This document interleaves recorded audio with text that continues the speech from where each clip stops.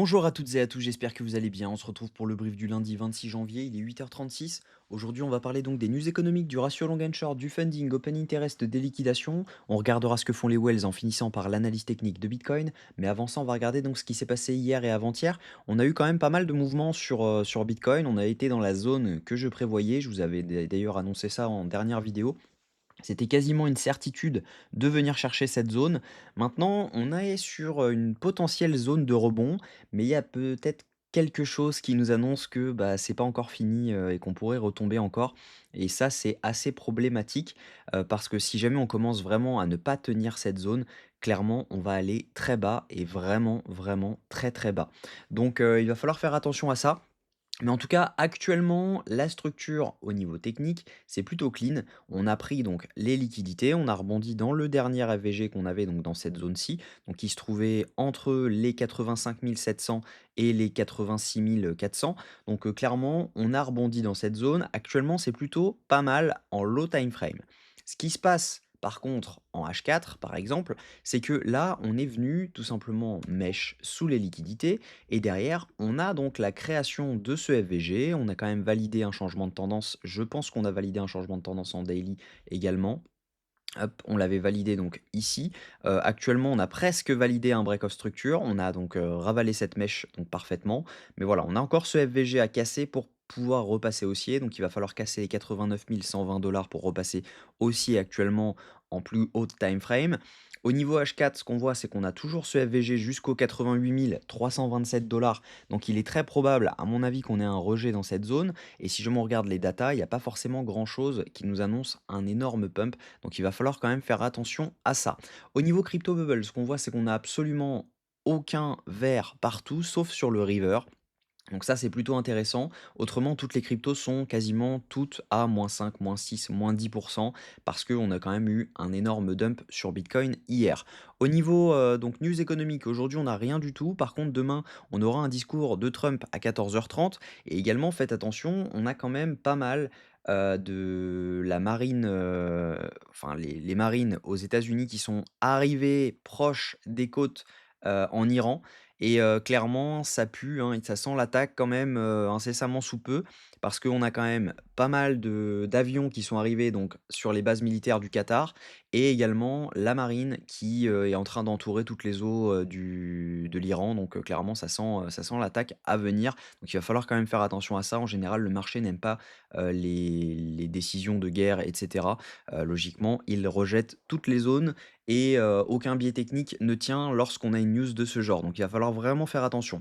Si on regarde au niveau funding open interest, ce qu'on voit c'est que sur le dump, on a quand même eu pas mal de shorts qui se sont ouverts. On a eu une hausse de l'open interest avec un dump des fundings, ce qui veut dire que ici, majoritairement, c'était du short qui s'est ouvert. Donc leur liquidation, elle se trouve juste au-dessus de ces zones. Donc, il y a un plan sur lequel, si on reste baissier, on vient liquider ces zones et derrière, on peut repartir à la baisse. Donc, il va falloir vraiment faire attention à la clôture si on vient chercher les 89 000 dollars. Si on fait une clôture qui est tout simplement ignoble, si jamais on fait simplement une mèche et derrière on ravale complètement, bah là, il faudra faire attention, à mon avis, ce ne sera pas un bottom et on pourra aller beaucoup plus bas. Donc, les liquidations, elles s'arrêtent vers les 88 800 dollars, si jamais on voit cette zone, hein.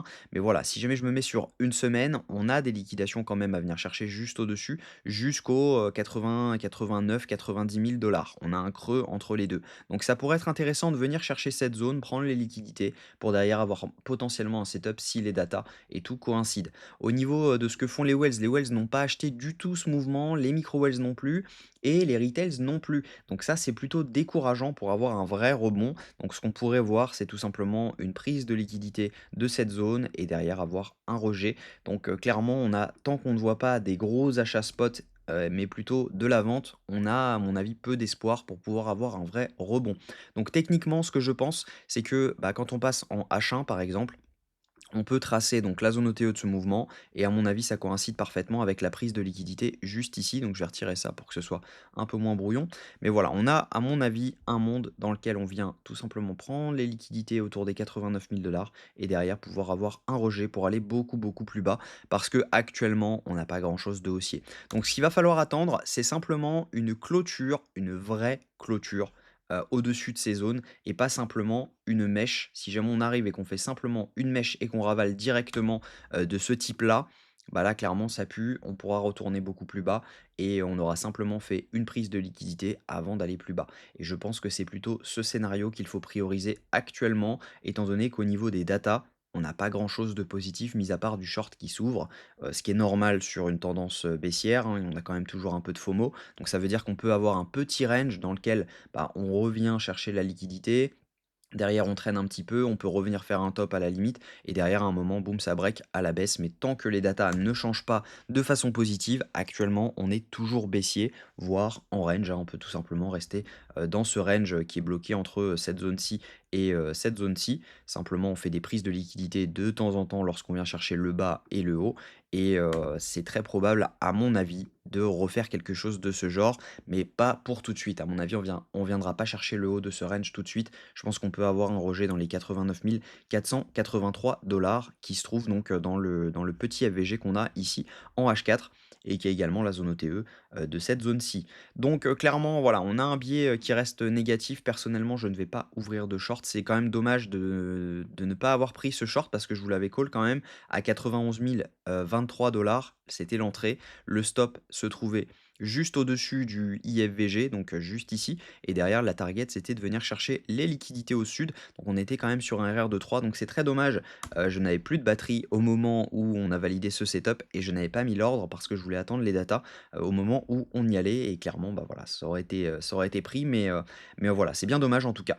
Donc le plan reste celui-ci. À mon avis, on va venir chercher les 89 200 à 89 500. Maintenant, en fonction des datas, lorsqu'on y sera, bah, ça peut être intéressant d'ouvrir du short. Ça ne veut pas dire qu'il faut long pour aller chercher cette zone parce qu'on peut très bien se faire rejeter par ce FVG. Mais voilà, en tout cas, personnellement, je ne rentrerai pas en short dans ce FVG-ci. Donc voilà, j'espère que cette vidéo vous a plu. Si c'est le cas, je vous invite à vous abonner, à liker et à commenter ce que vous en pensez. N'hésitez pas à rejoindre également le Discord public qui est 100% gratuit. Vous avez simplement à cliquer sur le lien en description de cette vidéo et le lien est dispo également sur la chaîne. Donc je me ferai un plaisir de vous répondre si vous avez des questions. Je vous souhaite une très bonne journée. On se retrouve demain à la même heure. Prenez soin de vous.